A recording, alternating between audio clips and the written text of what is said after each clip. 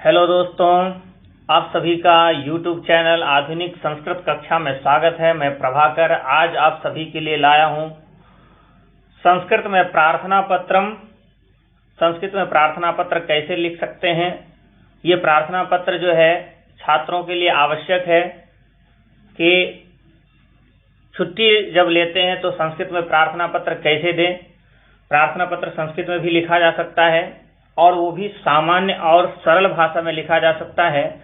तो कैसे सामान्य और सरल भाषा में लिखें, ये आज आप सभी को मैं बताने वाला हूँ, समझाने वाला हूँ। आज दो प्रकार से अवकाश लेने का जो पत्र है मैं समझाऊंगा। दो प्रकार है। एक तो विवाह इत्यादि किसी कार्यक्रम में अगर आप जाते हैं कहीं या सम्मिलित होते हैं, उसके लिए प्रार्थना पत्र कैसे लिखना है। और दूसरा प्रार्थना पत्र इस प्रकार का है कि कभी कोई आकस्मिक अस्वस्थ हो जाए या किसी प्रकार का आकस्मिक कार्य हो जाए, उसके लिए दूसरा प्रार्थना पत्र है। तो मैं आज आप सभी को वैदिक पुराणिक भाषा में नहीं, सिर्फ सामान्य संस्कृत भाषा में आप सभी को आज मैं समझाऊंगी प्रार्थना पत्र कैसे लिखा जाता है। तो आइए देखते हैं कि प्रार्थना पत्र कैसे लिखेंगे। प्रार्थना पत्र इस प्रकार से है। सेवायाम यानी सेवा में श्रीमान प्रधानाचार्य महोदय यानी सेवा में श्रीमान प्रधानाचार्य महोदय। स्कूल का नाम यहाँ लिख सकते हैं, परमेश्वरी देवी धानुका सरस्वती विद्या मंदिरम वृंदावनम मथुरा उत्तर प्रदेश है। यानी इस प्रकार से स्कूल का नाम है। स्कूल का नाम कोई अन्य भी हो तो हम उस स्कूल को यहाँ पे दर्शा सकते हैं। और आगे लिखा है विषय। किसी भी पत्र को लिखने से पहले विषय लिखा जाता है। औपचारिक पत्र अगर आप लिखते हैं तो वहाँ पे विषय लिखना अनिवार्य होता है कि सूक्ष्म रूप में एक दृष्टि में समझ पाए कि किस लिए आपने पत्र लिखा है। तो यहाँ पे लिखा है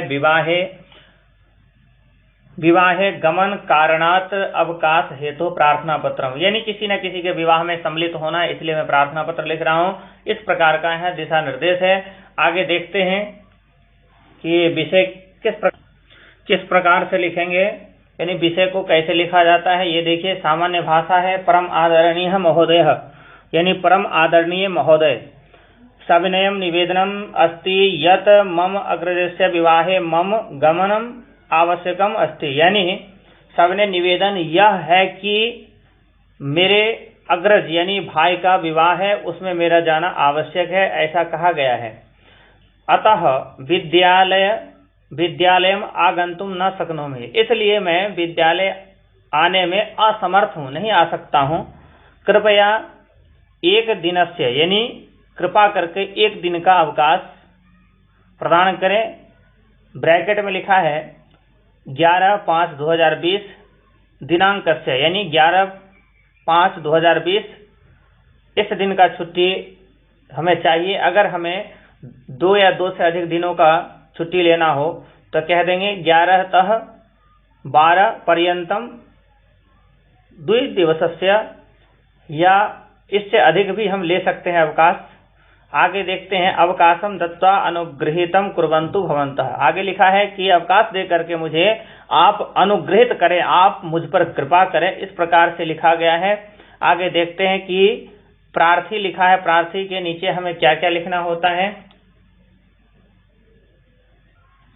प्रार्थी लिखा है यहाँ पे भवतां प्रिय शिष्य छात्र, ऐसा लिख सकते हैं। यानी जो आपके विचार में हो ऐसा लिख सकते हैं। शिष्य लिखना चाहे तो शिष्य लिख सकते हैं, छात्र लिखना चाहे तो छात्र लिख सकते हैं। नाम जो भी हो, मेरा नाम प्रभाकर है तो मैं प्रभाकर लिख सकता हूँ। अगर मैं कक्षा 6 का हूँ तो 6 लिख सकता हूँ। 7th का हूँ तो 7th लिख सकता हूँ। 8th का हूँ तो 8th लिख सकता हूँ। या किसी भी कक्षा के हो तो अपने कक्षा का नाम लिख सकते हैं। और आगे लिखा है अनुक्रमांक जो भी रोल नंबर हो ऐसा लिख सकते हैं। अगर छात्र नहीं है फिर भी यहाँ पे प्रार्थी लिख करके वो अपना नाम लिख सकता है। तो इस प्रकार से ये जो है संस्कृत में प्रार्थना पत्र है। एक और पत्र इसी के साथ में समझा देता हूँ जल्दी से, कि हम जब अस्वस्थ हो जाते हैं तो किस प्रकार से प्रार्थना पत्र लिखेंगे। कम शब्दों में और सामान्य संस्कृत भाषा में लिखना है। ये कोई वैदिक पुराणिक भाषा नहीं है जो इतना कठिन होगा, ये सामान्य संस्कृत है। और कुछ अगर नया करने का इच्छा हो तो इस प्रकार से प्रार्थना पत्र जरूर लिखें। दूसरा जो प्रार्थना पत्र है इस प्रकार से है। ऊपर का जो विषय है वो भी वैसे ही है जैसे पहले मैंने बताया है। सेवायाम श्रीमान प्रधानाचार्य महोदय परमेश्वरी देवी धान का, सरस्वती विद्या मंदिरम, वृंदावनम, मथुरा, उत्तर प्रदेश। इस प्रकार से ये चीज कॉमन है, ये तो लिखना ही लिखना है सभी पत्रों में, स्कूल के लिए अगर लिखते हैं तो। और आगे हम विषय देखते हैं, विषय में क्या लिखा गया है। विषय में लिखा गया है दिनद्वयस्य अवकाशाय प्रार्थना पत्रम। 2 दिन का अवकाश लेना है, इसलिए मैं प्रार्थना पत्र लिख रहा हूं। और विषय विस्तृत रूप से आगे बताने का प्रयास करेंगे कि क्या विषय है, किस कारण से प्रार्थना पत्र लेना है। यहाँ पे ये फिक्स हो गया कि 2 दिन का अवकाश लेना। आगे देखते हैं क्या है। तो इसमें आगे जो विषय लिखा है, विषय इस प्रकार से है महोदय, यानी जो भी है परम आदरणीय, परम सम्माननीय, ऐसा करके भी लिख सकते हैं। संबोधन चाहे जितना कर लें वो कम ही होता है। तो महोदय इस प्रकार से निर्देश किया कि महोदय आपके लिए लिख रहा हूं। प्रधानाचार्य महोदय जो आगे ऊपर आपने देखा था पहले। तो आगे देखते हैं कि विषय में क्या है। सविनयम निवेदनम, सविनयम निवेदनम इदम अस्ति, यानी सविनय निवेदन इस प्रकार है।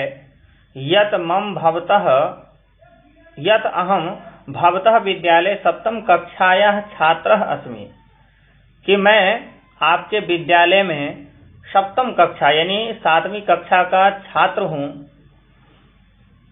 गत दिनद्वय पूर्वात् एव अहम ज्वरेण पीड़ितः अस्मि, यानी गत 2 दिन से, 2 दिन पूर्व से, यानी जो बीते 2 दिन है उन 2 दिनों के लिए कहा गया है कि एव, उन 2 दिनों से ही, अहम यानी मैं, ज्वरेण यानी बुखार से, ज्वर शब्द जो है बुखार के लिए है।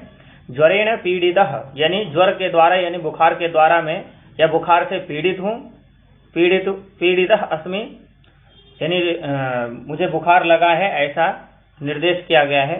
आगे है अस्मात् कारणात् अहम विद्यालयम् आगन्तुम् असमर्थः आसम। कहा है कि इसलिए मैं विद्यालय आने में असमर्थ रहा। आसम यानी विद्यालय आने में असमर्थ रहा।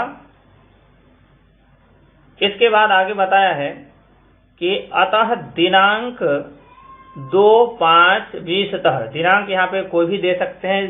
पहले भी मैंने बताया कि जिस तारीख की आपको रिक्वायरमेंट हो, जिस तारीख की आवश्यकता हो, उस तारीख को यहाँ पे दर्शा सकते हैं। ये तो मैंने उदाहरण के लिए दिया है। यहाँ पे लिखा है 2/5/20 यानी 2 तारीख से 3/5/20 पर्यंतम, यानी इतने से इतने पर्यंत जो कहते हैं वो यहाँ पे लिखा है पर्यंतम अवकाशम स्वीकृत्य, यानी अवकाश स्वीकृत करके, यानी दे करके, प्रदान करके, मम अनुग्रहणातु मुझे अनुग्रहित करें, मुझ पर कृपा करें, ऐसा कहा गया है। आगे अनुग्रहणातु लिखा है, इस प्रकार से है अनुग्रहणातु। तो आगे देखते हैं प्रार्थी। प्रार्थी में वैसे ही लिखना है जैसे पहले लिखा है, फिर भी देख लेते हैं। प्रार्थी में लिखा है भवताम आज्ञाकारी शिष्य, यानी आपके आज्ञाकारी शिष्य, आपका जो आज्ञाकारी शिष्य है या आज्ञाकारी छात्र है उसका नाम लिख सकते हैं। यहाँ पे मैंने अपना नाम दर्शा दिया, प्रभाकर ठाकुर। कक्षा अगर लिखना है तो कक्षा लिख सकते हैं, अनुक्रमांक भी लिख सकते हैं, मोबाइल नंबर, पता, कुछ भी लिख सकते हैं यहाँ पे जो आप चाहते हैं लिखना चाहते हैं।